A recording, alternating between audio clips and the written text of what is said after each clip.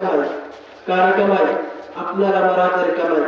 আল্লাহ তাআলা বলছে কি, যখন আযাব গজব বেড়ে যাবে তখনই আল্লাহ তাআলা, যখন গুনার সংখ্যা বেড়ে যাবে তখন আযাব গজব আল্লাহ বাড়ায় দেবে।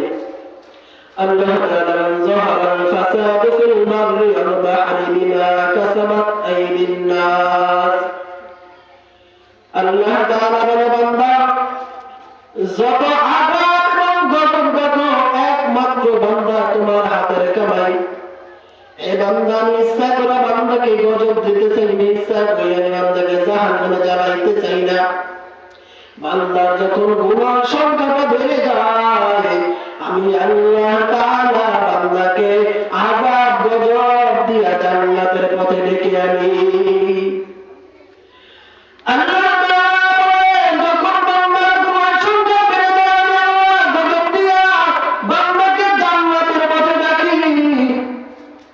যেরকম ভাবে আমাদের থেকে কয়েক বছর আগের করোনা, ঠিক নেই, এই করোনার সময় বড় বড় শিল্পপতিরা আইসা মসজিদের বারান্দায় আইসা ইমাম সাহেবের কাছে কয়, ইমাম সাহেব, অনুমতি দিলে ইমাম সাহেব 2 রাকাত নামাজ পড়বো, ফিরাইয়া দিবেন না, তাড়াইয়া দিবেন না, যদি ফিরাইয়া দেন আল্লাহ না জানি আমার গজবে আঁকড়ে ধরে।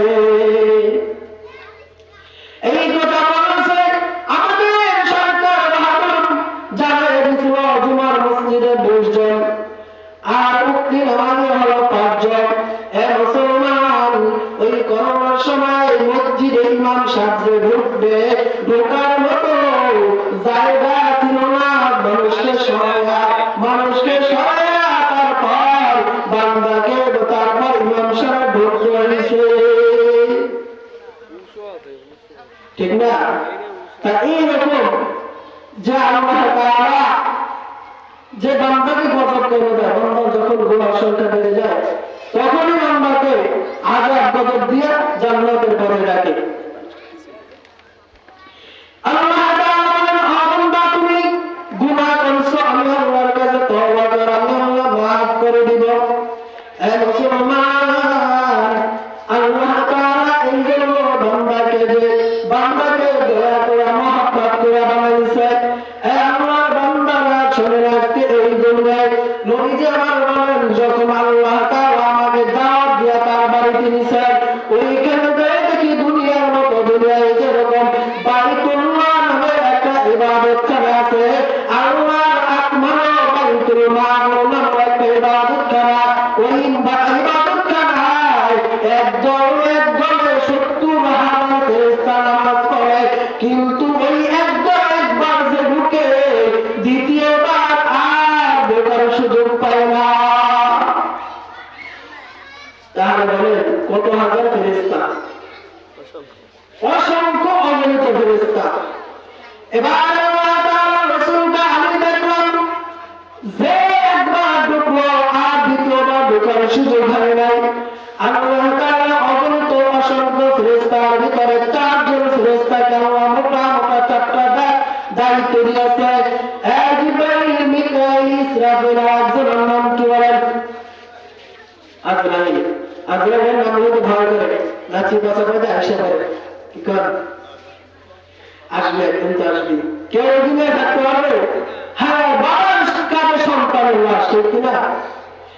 মুসলমান, আল্লাহ তাআলা জিবরাইলকে বলে, জিবরাইল, তোমাকে দায়িত্ব দেওয়া হলো, তুমি মুহাম্মদ, তুমি আদম নবী থেকে শুরু করে মুহাম্মদ রাসূলুল্লাহ পর্যন্ত তুমি ওহী নিয়ে বার্তা নিয়ে যাবা, চিঠি নিয়ে যাবা আর আসবা, এইটাই তোমার দায়িত্ব।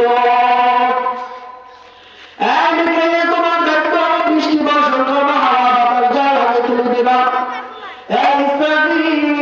তোমার দায়িত্ব হলো তুমি সিংহে নিয়ে দাঁড়ায় থাকবা, যখন আমি আল্লাহ অর্ডার করবো তখন সিংহে ফুৎকার দিবা।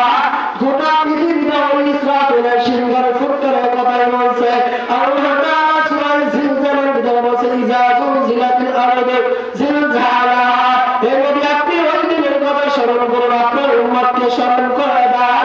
ওই দিন ইসরাফিলের সিংহের ফুৎকারের কারণে গোটা পৃথিবীর ভিতরে একটা ঝাঁকুনি দেবে।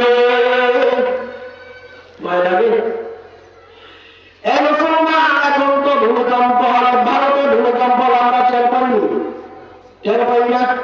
ওই যে শ্রীলঙ্কা ভূমিকম্প হয়েছিল আমরা টের পাইছি রে, আমরা তো টের পাই নাই, আমরা নিউজের মাধ্যমে শুনছি যে ভারত ভূমিকম্প শ্রীলঙ্কা